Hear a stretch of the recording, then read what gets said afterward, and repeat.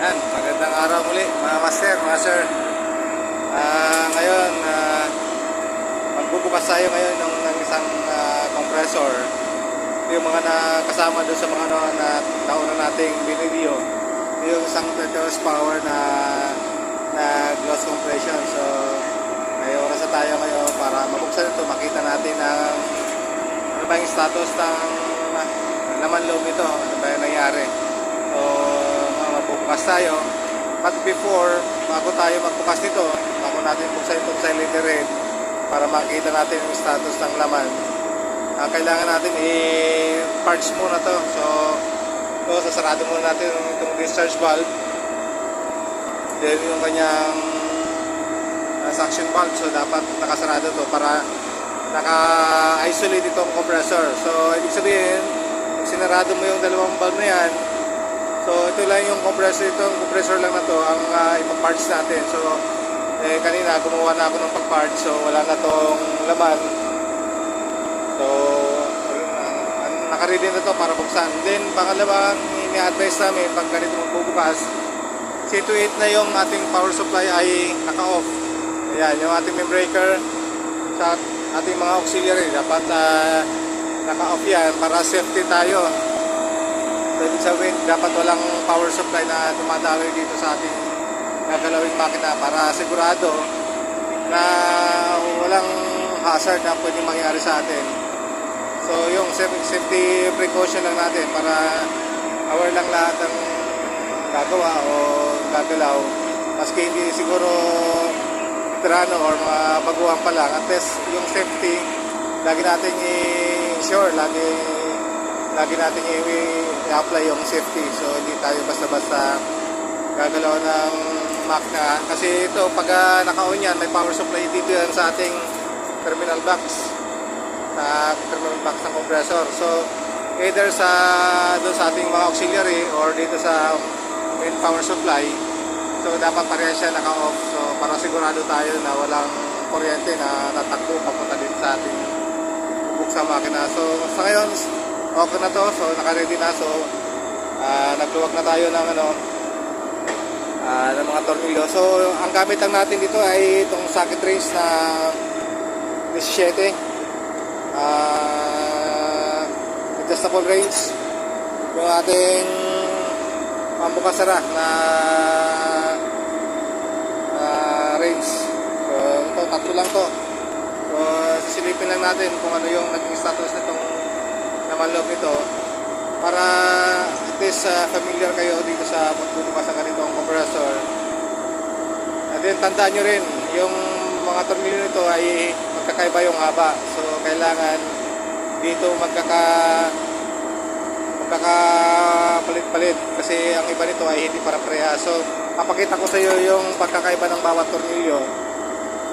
Ito mga binubuksan natin dito sa mga tagiliran na to. Yan. Iba yan dito sa mga nandito. So yung mga nandito sa gitna, yan ito. So tingnan natin yung haba niya kung parehas pa doon sa, yan, tingnan nyo. So medyo yan, medyo may haba yan versus dito sa normal na tornilyo. So ito yung normal na tornilyo. So hindi sila magkapareha. So magkaiba ng posisyon, magkaiba ng pinag-anuhan ng tornilyo, pero at the same time magkaiba rin yung haba ng tornilyo natin. So yun, dapat tatandaan natin kasi ito hindi po siya pwedeng ikabit dito. So kakaproblema tayo pag ito ay kinabit. So dapat alam natin yung saan natin binunot yung tornilyo, dapat hindi natin ibabalik. Yan, gawin natin to.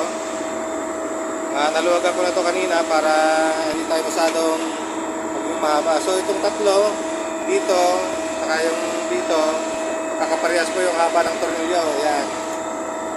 So dapat dito mo rin yan ibabalik. Tapos itong dito sa matagiliran, dito naman siya. So ito, kakaparehas naman sila. So yung tatlo, saka yung the rest ng tornilyo, papaklasit na natin. Halos para parehas din lang naman to.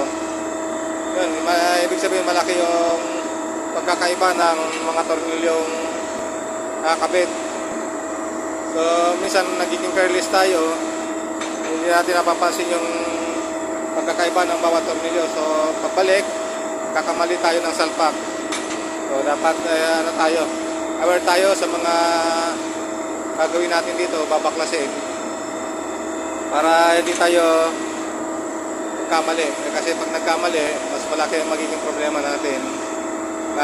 Problema na nga yung haharapin natin, mas magdadagdag pa tayo ng panibagong problema. So kailangan ano tayo, focus tayo dito sa ginagawa natin para hindi tayo magka-problema na mas malaki. So yun, ayan, almost done na tayo. Tatanggalan natin itong mga tornilyo nito. Makikita natin mamaya ano ba yung nasa loob nito, ano ba yung naging status ng laman loob ng makina na to. So yun,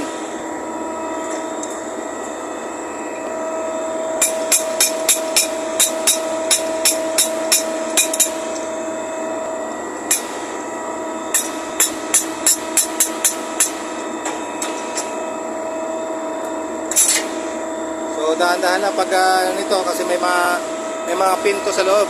So puputulin ko mamaya para makita nyo yung laman loob nito. Yun sa ano, yung mga gasket. So dapat dahan-dahan itong bubunutin para yung gasket, baka wala tayong pamalit, hindi natin masira. So kung meron naman tayong pamalit, pwede naman papalitan na lang natin ito ng mga metal gasket saka yung mga rubber gasket nito.